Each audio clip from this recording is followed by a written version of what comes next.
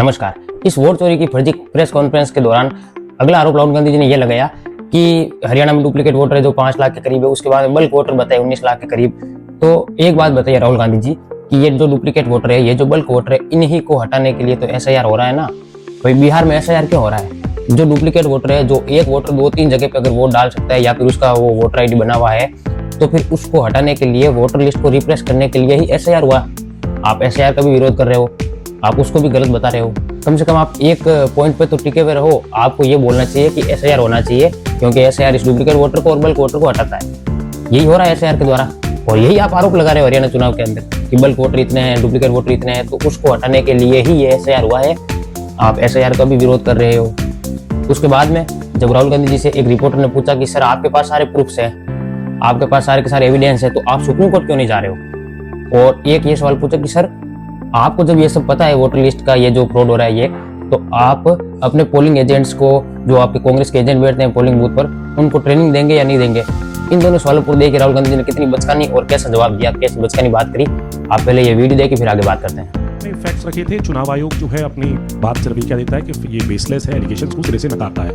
आज तो आपके पास सारे एविडेंसेस हैं, तो क्या आप इसमें जुडिशियल इंटरवेंशन के लिए कोर्ट जाएंगे, हरियाणा सरकार के डिस्मिसल की मांग करेंगे? और दूसरा कि आपने कहा बिहार में भी ये होगा, तो बिहार में क्या महागठबंधन के जो बूथ लेवल एजेंट्स हैं, जो आप लोगों के कार्यकर्ता हैं, उनको क्या कोई ट्रेनिंग इससे इसको कोप अप करने के लिए दी है? देखिए, एक बात आपको समझनी होगी, अगर वोटर लिस्ट करप्टेड है और हमें लास्ट मिनट पे वोटर लिस्ट दी जा रही है, ट्रेनिंग से कुछ नहीं होगा।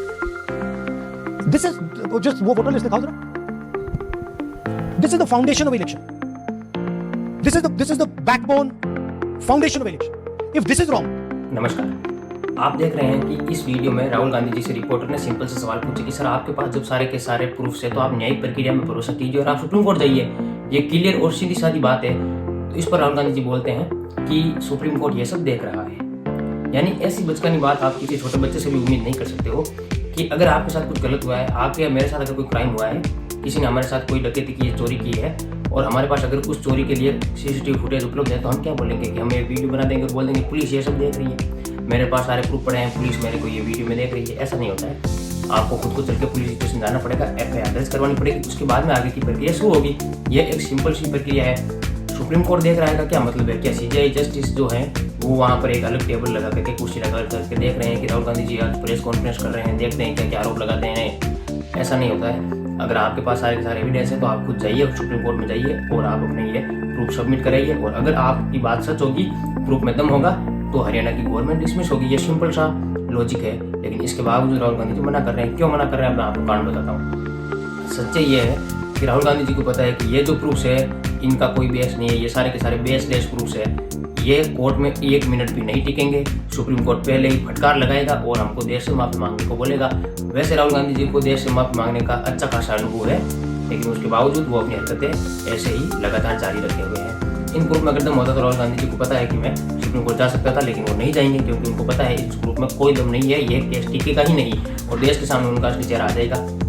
साथियों, इसके बाद में ये जो पत्रकार भाई है वो उनसे पूछते हैं कि सर आपको जब ये सब कुछ पता है वोटर लिस्ट में जो जो ये हो रही है फेरबदल, तो इसके लिए आप अपने जो कांग्रेस के एजेंट वहाँ पर बैठते हैं बूथ पर, उनको क्या आप एजुकेट करेंगे, क्या आप उनको ट्रेन करेंगे? तो राहुल गांधी जी बोलते हैं कि ये हमको लास्ट मिनट पे मिलती है वोटर लिस्ट, जबकि ये सरासर झूठ है।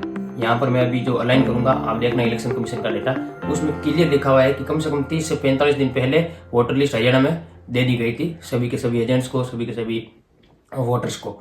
तो 45 दिन लास्ट मिनट नहीं होता। आपके पास अगर 30 से 45 दिन है और आपको उसमें अगर कुछ भी गड़बड़ दिखती है, तो आप अपील कीजिए। लेकिन आपके एक भी कांग्रेस एजेंट ने एक भी अपील नहीं करी।